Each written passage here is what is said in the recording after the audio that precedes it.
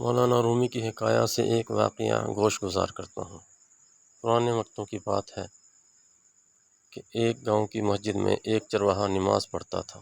امام مسجد سے اس نے پوچھا، یہ جو میرے مویشی ہیں ان کی چراگاہ دریا کے پار ہے، ہمارے گاؤں میں ان کی خوراک کا سامان نہیں ہے، تو میں روزانہ جاتا ہوں اور مجھے روزانہ 2 آنے دینے پڑتے ہیں جانے کے اور 2 آنے دینے پڑتے ہیں آنے کے، تو میرے تو بہت پیسے خرچ ہو جاتے ہیں۔ امام صاحب، آپ پڑھے لکھے آدمی ہیں، بڑی بڑی معلومات بتاتے ہیں، آپ مجھے کوئی ایک چیز بتا دیں کہ میرے یہ پیسے بچ جائیں جو کشتی والے کو دیتا ہوں۔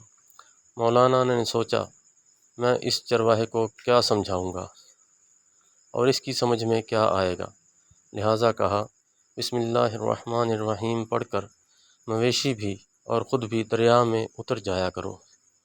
اگلے دن اس صاحب یقین نے بسم اللہ پڑھی، اپنا تہبند اپنی کمر سے باندھا اور خود بھی دریا میں اترا اور مویشی بھی، اور وہ دریا کے دوسری طرف نکل گیا۔ وہاں پہنچ کر بے حد خوش کہ 2 آنے بچ گئے، میرے بچوں کا کھانا اچھا آ جائے گا۔ واپس بھی ایسے ہی آ گیا۔ اب زندگی پہلے سے خوشحال گزرنا شروع ہو گئی۔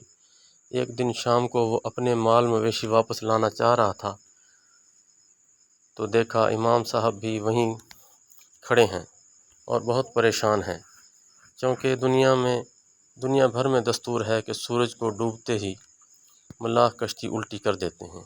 ملاح نے کشتی الٹی کر دی کہ اب سفر ختم، صبح دیکھی جائے گی۔ اچانک دیکھا مویشی والا اپنی دھن میں گاتا مویشیوں کے ساتھ واپس جا رہا ہے، تو اسے فوراً پوچھا، تم کیسے پار جاؤ گے؟ یہ تو کشتیاں الٹی کر گئے ہیں، کوئی ملاح نظر نہیں آتا۔ چرواہے نے جواب دیا، واہ مولانا صاحب واہ، مجھے تو آپ ہی نے بتایا تھا کہ بسم اللہ پڑھ کر خود بھی اتر جانا اور مویشی بھی اتار دینا۔ اب آپ بھی بسم اللہ پڑھیے اور چلیں میرے ساتھ۔ وہ چرواہا صاحب یقین تھا اور مولانا صاحب صاحب گفتار۔ انہوں نے پائچے چڑھائے اور پانی میں اترے۔ تھوڑی گہرائی میں پہنچ کر ڈوبنے لگے تو چیخے چلائے، تو چرواہا جو آگے نکل گیا تھا واپس آیا اور پوچھا، کیا ہوا، خیر تو ہے؟ مولانا نے کہا، میں تو ڈوب رہا ہوں، میں مر جاؤں گا۔